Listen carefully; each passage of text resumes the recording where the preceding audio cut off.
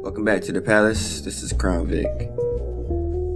Today's topic is going to be on the situation of Kanye West, or Ye West, or just Ye. I'm just doing a little reflecting, and before I go into my thoughts on Kanye West, and once again, this is just my thoughts. I'm not coming to you from a fan's perspective.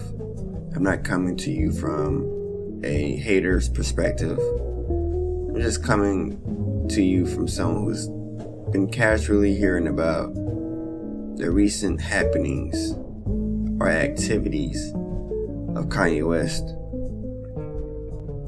And to give you a little background on my knowledge of Kanye West, I grew up listening to Michael Jackson. From the time of I would say about six years old to around 12, and then before that I only thought or listened to one musician at the time, and that was Michael Jackson. Other than the church songs of my church, if I were to listen to any song that's not church songs, it would be Michael Jackson. I thought Michael Jackson was not just king of pop, but like king of music, and that any person who made songs had to go through Michael Jackson. He had to give them their approval. That was what I thought of at the time. After that, I started listening to different forms of music, mostly singers. But once upon a time, I didn't listen to rap. Ultimately, I thought rap was like full of thugs and things of the like. But it wasn't until I got into high school did I start to listen to Tupac. And I was like, yo, I can't believe I slept on Tupac. I'm tripping. But before I got into Tupac, I started listening to a little bit of Kanye West. Kanye West didn't really get on my radar like that. I heard some of his music on the radio, such as can't remember the name of the song, but the song with the that appeared on Jarhead. Jesus Walks With Us is the song. So I heard that song on the radio. I thought it was good. And one of my favorite songs or albums from Kanye West, and I distinctively remember a period in my life listening to this album, which is Late Registration. That to me is one of the greatest hip-hop albums of all time. So I would say between listening to Michael Jackson, listening to Tupac, I listened to Kanye West here and there before really getting into Kanye West much later on. But once again, one of my favorite albums from Kanye West is Late Registration. Although more popular is his College Dropout, and that's the one a lot of people love. College Dropout to me is okay. It's not. It's not that I don't like it. But I'm more a Late Registration type of person. And I would even consider myself for a period a big fan of Kanye West, because I grew up doing music. When I got into my later years of high school, I got on FL Studio, and all I did was make beats. And Kanye West was one of the ones I learned from how to make beats by listening to his beats. And not just his new beats, but also his old beats, the ones where he was before he got real famous, before he got real good with his beats. He had these I got these hidden tapes. I wouldn't say hidden tapes, but these tapes from Kanye West, these beat tapes, his old beats, and I used to listen to like pretty much the fundamentals of how he made and put together his beats, and I kind of figured out in my own way how he put it together, and I really admired the way that he was able to make it catchy. And that's one thing about Kanye West and his beats, is that he had a way with making every beat catchy in some way.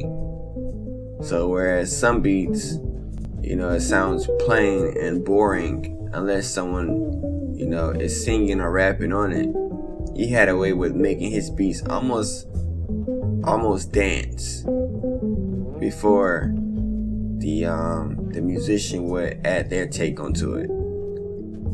And it's almost like the beat didn't need a rapper, but if a rapper did rap on his beats, it's more like the icing on the cake. The cake is already good, but when the rapper jumps on it, he only makes it better, he or she. And that's kind of how I, formulated my own beats. I wanted my beats to stand out on their own, be catchy, be interesting, but have enough space or room for an artist to be featured onto that beat.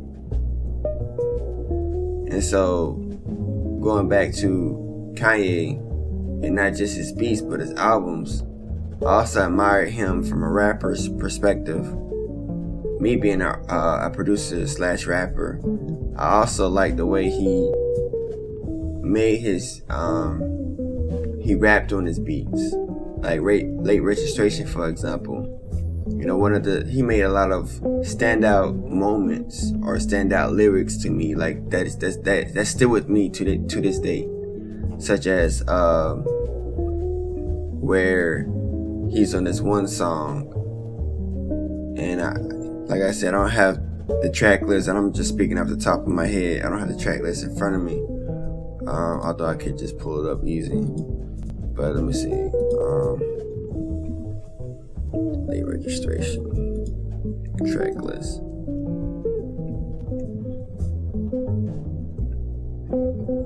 Alright, so where it says Heard 'Em Say. Heard 'Em Say is like one of my favorite Kanye West songs of all time.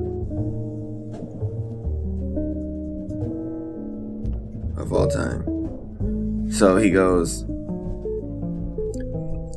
and I heard him say, nothing's ever promised tomorrow today.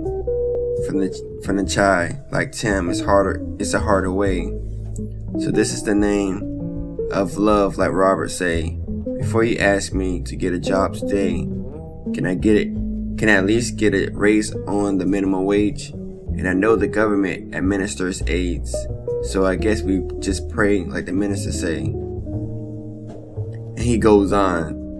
And one of my favorite lines in this entire song, although a lot of the song itself is a gem, is this song right here really sticks to me. Kind of like in my last take, I was talking about changes in my my video on Surrender, where the Pokemon song says everything has got to change.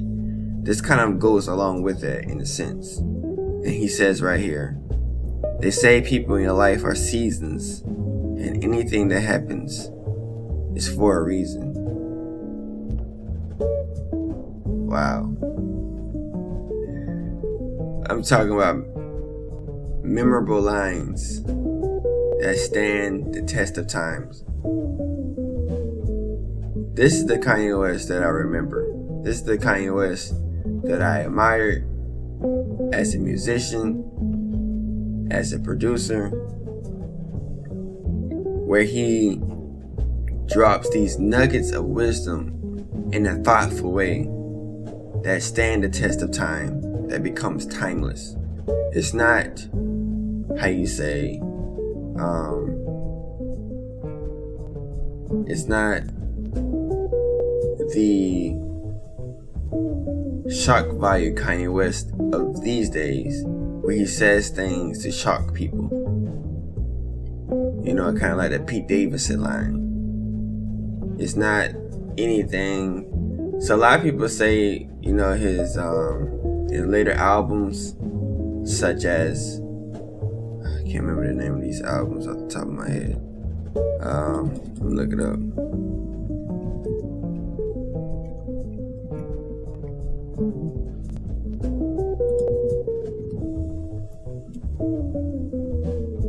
Oh yeah, the Life of Pablo. A lot of people say his new albums are great too. I can't say I feel the same. There's something different about Kanye West after My Beautiful Dark Twisted Fantasy, at least for me. Now, everyone else thinks differently. They think that he was never the same after College Dropout, which is fine, which is fair to say. But to me, his music, at least, wasn't the same after My Beautiful Dark Twisted Fantasy. That's when he started to lose focus on his music. And he started to kind of like diverge into fashion, into politics, etc. So like, say for example, Yeezus, he was trying to get into the fashion industry. So he was frustrated with that, you know, whatever it is that he was frustrated with. You know, I don't know the details behind, you know, all the politics behind what he was trying to do in the fashion industry. I know at one point, I think he was trying to do something with Nike, and then eventually got with Adidas. So I may be wrong. So that's just, I don't really keep up with all that. I don't really keep up with the personal life of Kanye West outside of the music. Only thing I've been keeping up with is his time within the music, not necessarily outside of the music. But I know that Yeezus, he was kind of focused on something else. Same thing with Life of Pablo, all throughout. And that's where I feel that his music had changed in that way. You know, it was no longer, you know, the Kanye West that focused on not just the music itself, but also what he said within the music. You know, it's very, in My Beautiful Dark Twisted Fantasy, you can tell he put a lot of heart, a lot of soul, and a lot of his thoughts within the context of the music, where you can actually feel it through the experience of the album. You know, like say for example, My Dark Twisted Fantasy.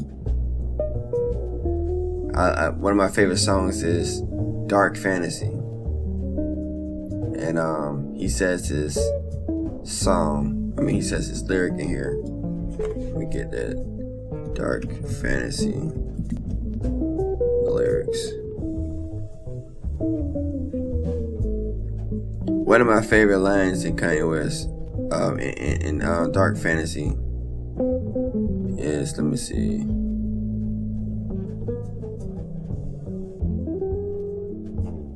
And he says his stuff so effortlessly, which is why I appreciate it so much. So he goes, and the way he says it is just like a streak of genius.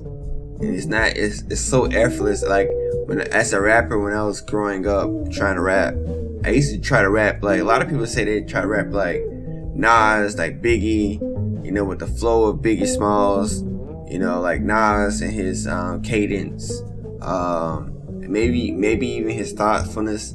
You know, I didn't grow up, you know, in the night, like, although I'm a 90s baby, I didn't necessarily grow up in the 90s like that because I was a child.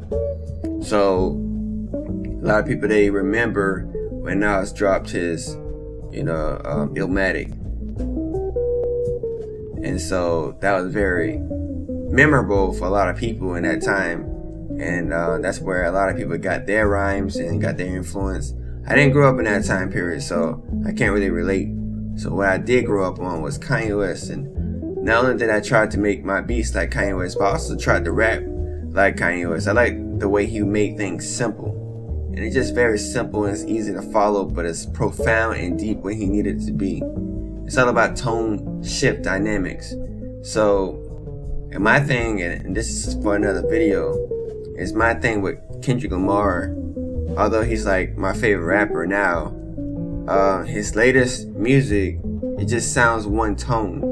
You know, it's no real fun moments with Kendrick Lamar anymore. You know, unlike, like, say for example, in Good Kid, Mad City. And now don't get me wrong, it's not that I need you to be fun all the time. I know that's a time to be fun and it's a time to be serious, but it just feels like he's always serious, you know. And so in the Good Kid, Mad City, he has these backseat freestyles, and he has the skits in between the music. That's kind of like light, and I wouldn't say light, but it's just kind of fun to follow, you know, in certain moments. And it just feels like an overall experience because there's different tones throughout, you know, the album. And the same thing when it comes to Kanye West. It's just like the old Kanye West, he had different tones throughout the album. The reason why I like Late Registration so much is because it's profound and deep and memorable when it needed to be, but it's also fun within those skits. Like when it's talking about the broke five broke, you know, the members who, you know, pretty much made their whole ideology based on being broke. And so right here in Dark Twisted Fantasy, he goes, "Look like a fat booty Celine Dion. Sex is on fire. I'm the king of Leona Lewis. Beyond the truest. Hey teacher, tell me, how do you respond to students? And refresh the page and restart the memory. Respark the soul and rebuild the energy. We stopped the ignorance, we killed the enemies. Sorry for the night, demons still visit me. The plan was to drink until the pain over. But what's worse, the pain or the hangover? Fresh air rolling down the window. Too many Urkels on your team, that's why your wind's low. Don't make me pull out the toys out. Don't make me pull the toys out and fire up the engines, huh? And then they make noise." Now the part that I really want to highlight within this is how he goes to like a fat Celine Dion. Sex is on fire. I'm the king of Leona Lewis. Now people say it's a good wordplay, which I respect. But the reason why I brought that up is because he goes on from being one particular Kanye West, which is kind of light and indifferent and even sexual, you know, in his lust. And then he goes into another aspect of Kanye West, a tone shift, if you will, when he goes beyond the truest. Hey teacher, tell me, how do you respond to students? And refresh the page and restart the memory. Respark the soul and rebuild the energy. We stopped the ignorance, we killed the enemies. And then he goes into this deep thought process, pretty much accusing not just the teacher themselves, but a system that teachers are teaching in. It's not necessarily one particular teacher, but a systematic function of how teachers teach. Like, I'm a teacher, you know, in a system where teachers are teaching by the book, you know. And by the book, I'm talking about not necessarily, we don't really have books anymore, not like they used to. So instead we have curriculum. You know, we have where we go into the curriculum and they want you to teach a subject matter a certain way, teach a lesson a certain way, you know, and you try your best to teach kids fully, but you know you gotta teach towards the test, because if you don't teach them a certain way, then they might be left behind. So it's all about trying to teach kids what the system wants them to learn. And he's like, okay, well, you're teaching us to pass a grade, but are you teaching us about life? That's what I get from this. And then he goes on to a next shift, like another shift in the lyrics or the tone shift, by backtracking and saying that, sorry for the dark nights, sorry for the night demons still visiting. So he's pretty much talking about how he was drinking. So he was drinking, and then he's releasing these thoughts. So you get a big picture. Like, he's painting a picture in his lyrics for me. Like, he's fun Kanye West, and he's thinking deep, and you find out that he's thinking deep because he's drinking on some liquor. And then he goes back to being fun Kanye West. And that's the type of stuff that, that I appreciate, that I really like. Because what this does is make those deep moments kind of heavier.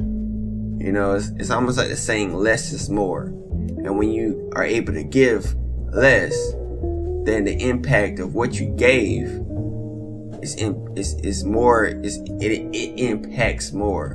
And that's the difference between this type of Kanye West and Kendrick Lamar. Kendrick Lamar is like, his latest album, The Big Steppers.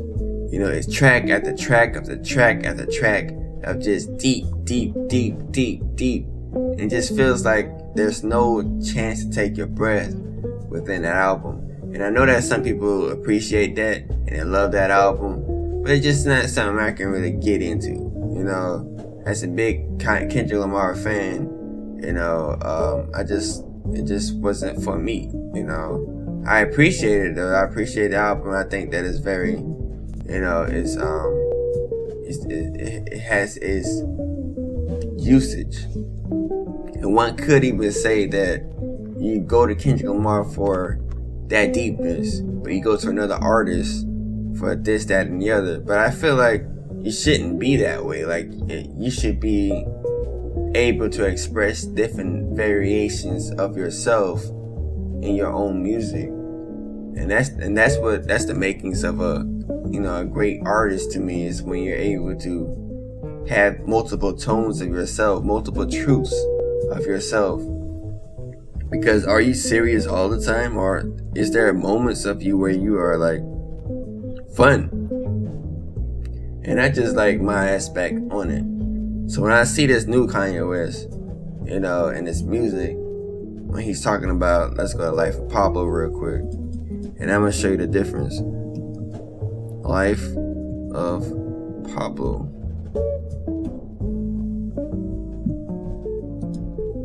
And it's like, the Life of Pablo had the potential to be great like his other albums, but this Kanye West is, for me, it feels different. He feels unfocused. He feels all over the place. And where he could, be thoughtful, Kanye West, he misses that opportunity to be thoughtful and to be profound by trying to instill shock value. And that's pretty much the word I was looking for earlier. He tries to be very shock value. Let me see if I can find this one particular lyric. I'm looking at the track list, and they're not putting the track list. Okay, follow, stretch my hands.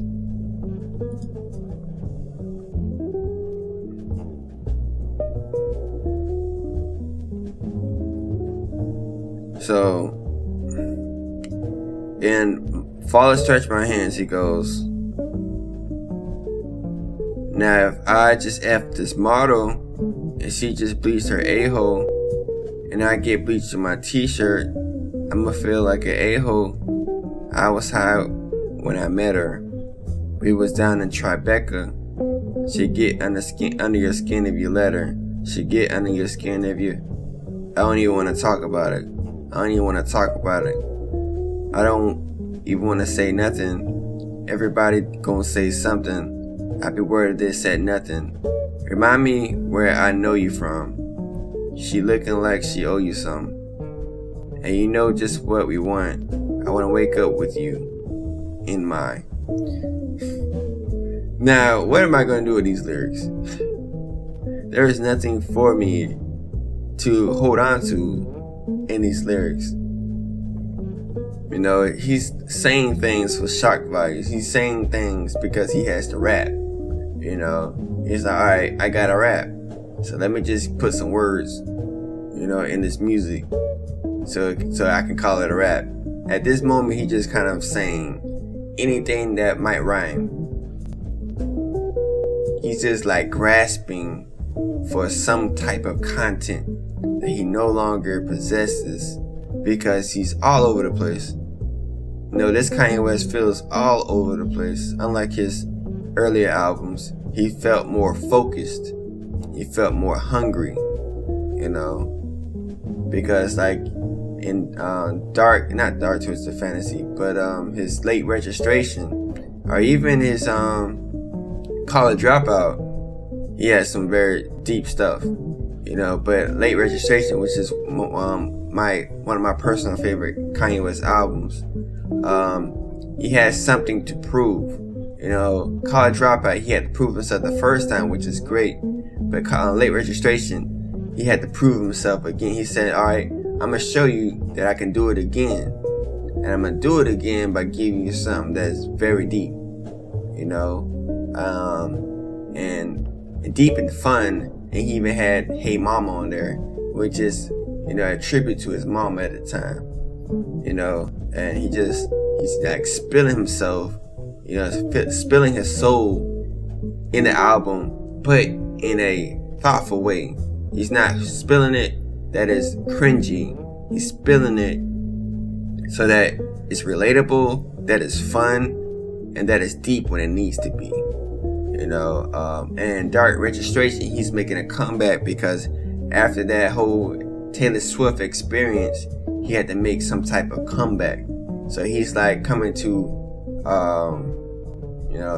terms with him possibly being an a-hole. Like he's doing stuff that is like that he regrets, and he's trying to make a comeback with their music. Because at that time, you know, I was really pushing for a Kanye West comeback, because I remember seeing a lot of his haters, you know, particularly of the Taylor Swift crowd, just like bashing his music. Anytime he put out something new, they would jump on his song and just bash him. I just felt bad for him at the time, and I was like, oh man, come on Kanye West, you gotta make this comeback. So he came back with Dark Fantasy, and that's like his moment where he had, I believe they said that he was in Hawaii, and he would just like focus on the music, flew all these people out, and just like meditating on the music. And that type of Kanye West is like different from this new Kanye West, who is all over the place. You know, although he had this moment where he's supposed to have been really focused on his latest album, which is, what's the album called?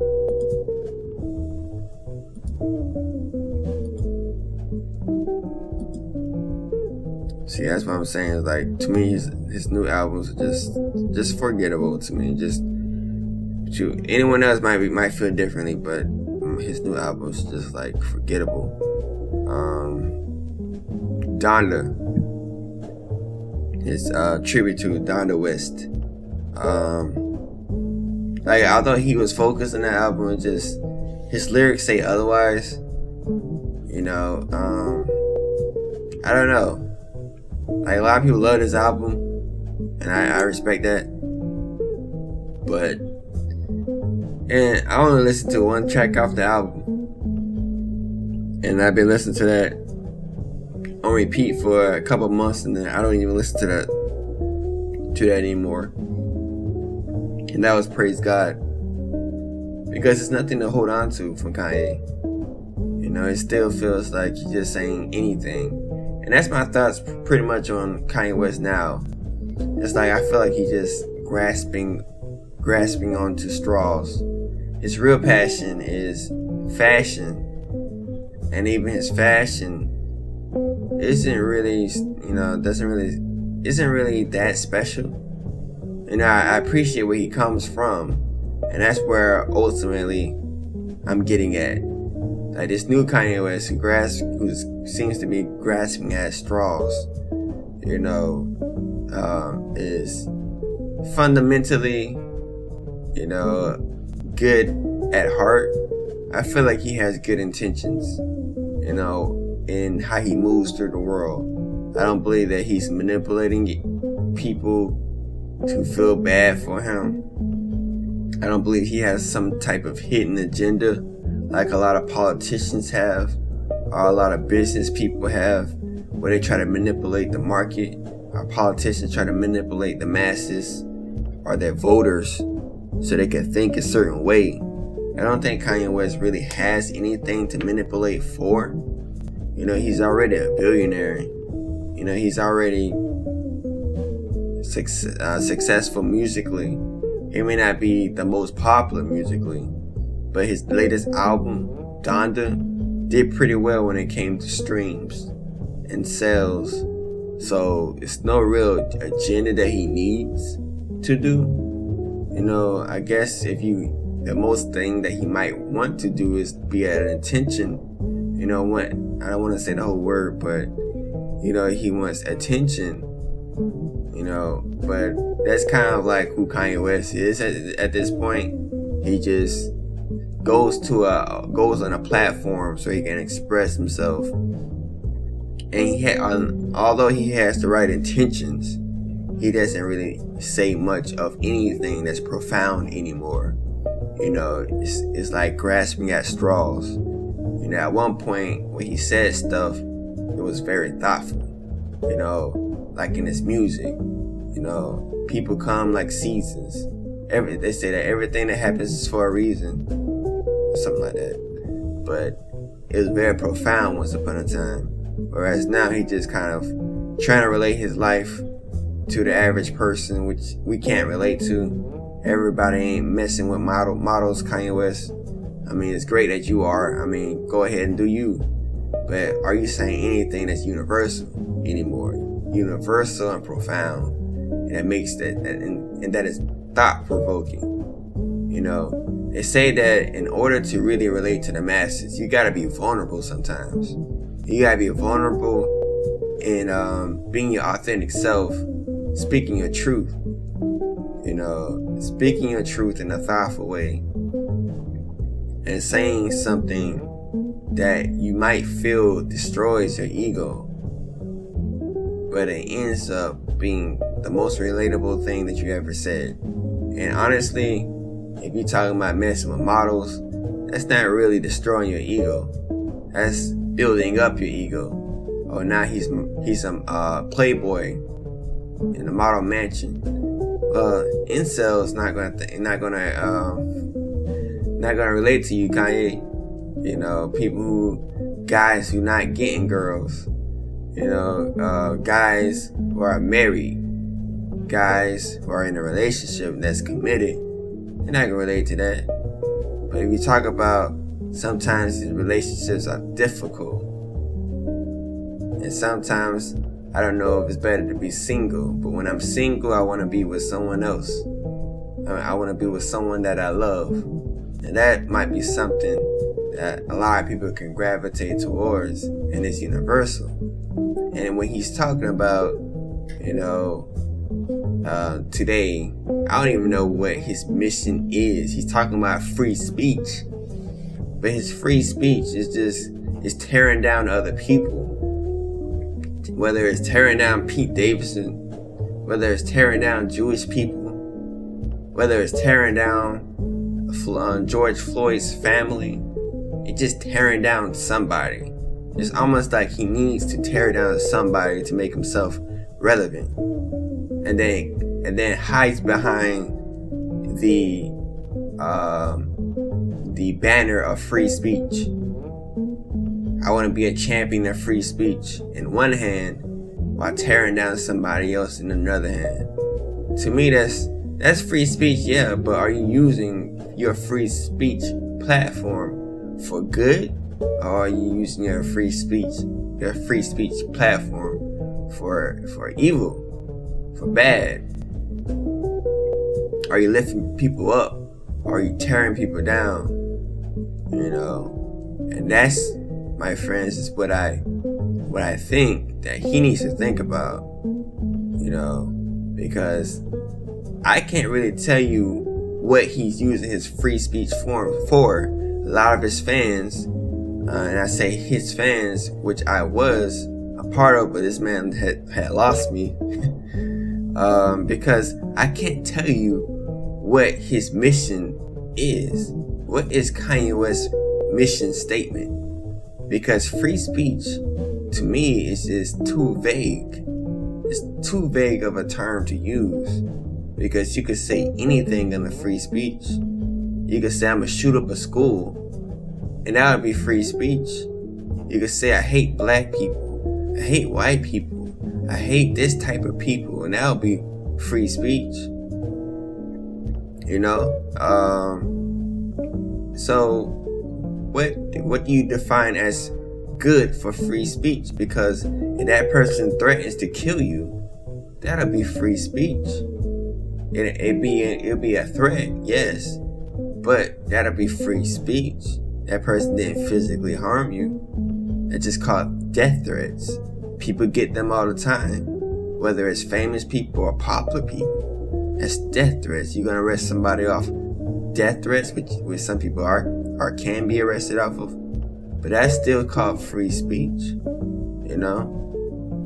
What is Kanye West's mission statement? It's all over the place. It's not focused. Whether it's, so at one point he's talking about the Donda School, but he's talking about the Donda School one moment, and talk about Jewish people the next moment, Pete Davidson the next moment, Kim Kardashian the next moment. So you love Kim Kardashian one moment, and you just pretty much champion her as your queen, put her in your videos, having children with her. Not one, not two, not three, 4. I don't even know if there's more. Like I said, I don't really keep up with his personal life or his politics. But this is just what I casually observe. I don't really listen to all his interviews, because he doesn't really interest me to that point. I respect, his intentions. Like, I get where he's coming from. But as far as like what his mission is, I don't know. And that's something that I really can't get behind. And that, my friends, is my thoughts on Kanye West.